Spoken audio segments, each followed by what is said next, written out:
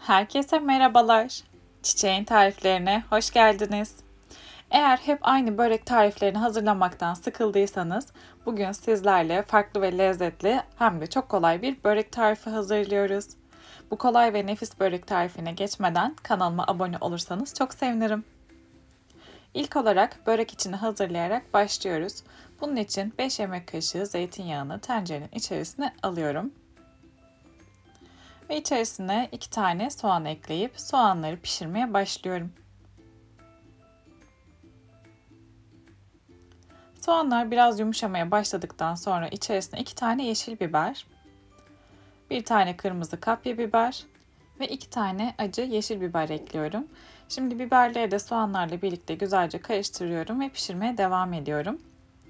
Biberler de yumuşadıktan sonra içerisine 1 yemek kaşığı karışık salça ekledim ve salçanın güzel kokusu çıkıncaya kadar kavuruyorum.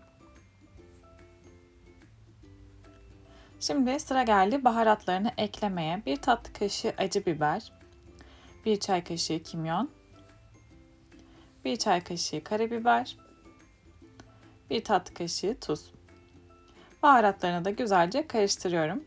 Ben acılı bir börek olmasını istediğim için hem yeşil acı biber hem de acı pul biber kullandım. Siz acı miktarını damak zevkinize göre ayarlayabilirsiniz.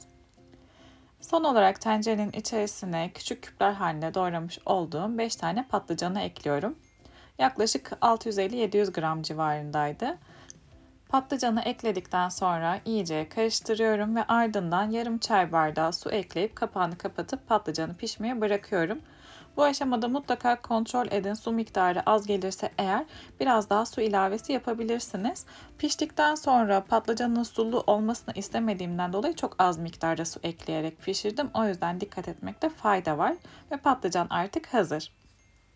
Şimdi sıra geldi hazırlayacağımız patlıcanlı böreğin hamurunu hazırlamaya. Bunun için 1 su bardağı ılık süt, yarım su bardağı ılık su, 1 çay bardağı ayçiçek yağı, 1 yemek kaşığı toz şeker, 1 yumurtanın akı ve 1 paket kuru mayayı yoğurma kabının içerisine alıyorum. Sıvı malzemeleri şöyle bir karıştırıyorum. Ardından yavaş yavaş un ilavesi yaparak börek hamurunu hazırlamaya başlıyoruz.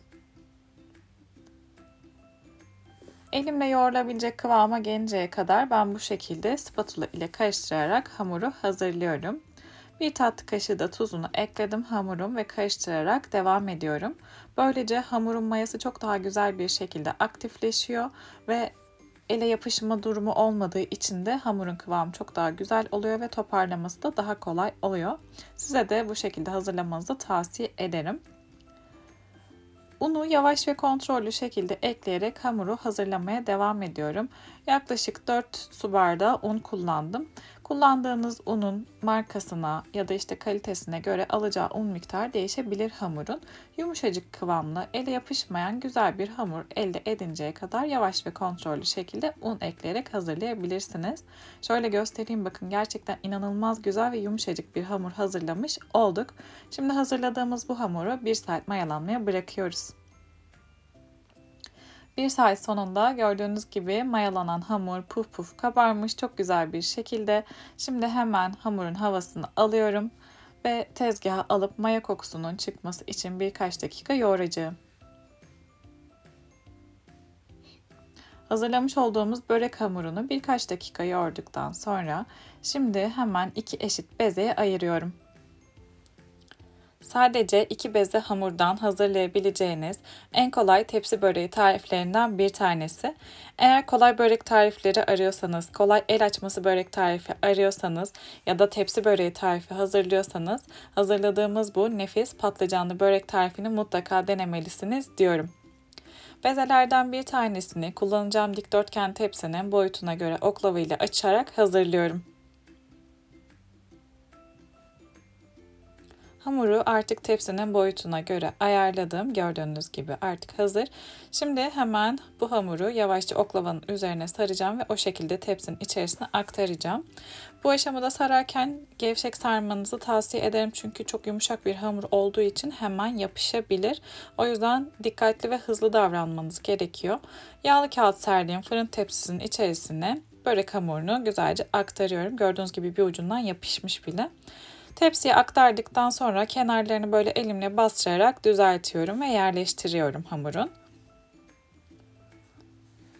En başta hazırlamış olduğumuz ve soğuyan patlıcanlı iç harcı şimdi börek hamurunun üzerinden kaşık kaşık koyarak yerleştiriyorum. Eğer hiç patlıcanlı börek tarifi denemediyseniz mutlaka ama mutlaka denemenizi tavsiye ettiğim bir börek tarifi. Patlıcanlı börek olur mu demeyin. Yedikten sonra bana hak vereceksiniz. Benim en sevdiğim börek tariflerinden bir tanesi. Patlıcanlı iç harç inanılmaz yakışıyor ve gerçekten yedikçe yemek isteyeceksiniz. Patlıcanlı böreğin hamurunun üst parçasını da aynı şekilde açıp hazırladım ve oklavaya aldım. Hava sıcak olduğu için gördüğünüz gibi bu parça biraz daha fazla yapıştı ama yine de rahatlıkla kapattım. Şimdi kenarlarını böyle parmağımla bastırarak kapanmasını sağlıyorum. Hazırlamış olduğumuz böreğin üstünün güzelce kızarmasını istediğim için bir yumurta sarısı ve bir yemek kaşığı sütü iyice karıştırdım ve fırça yardımıyla böreğin her yerine sürüyorum. Eğer tarifimi buraya kadar izlediyseniz yorumlara çiçek emojisi bırakırsanız çok sevinirim.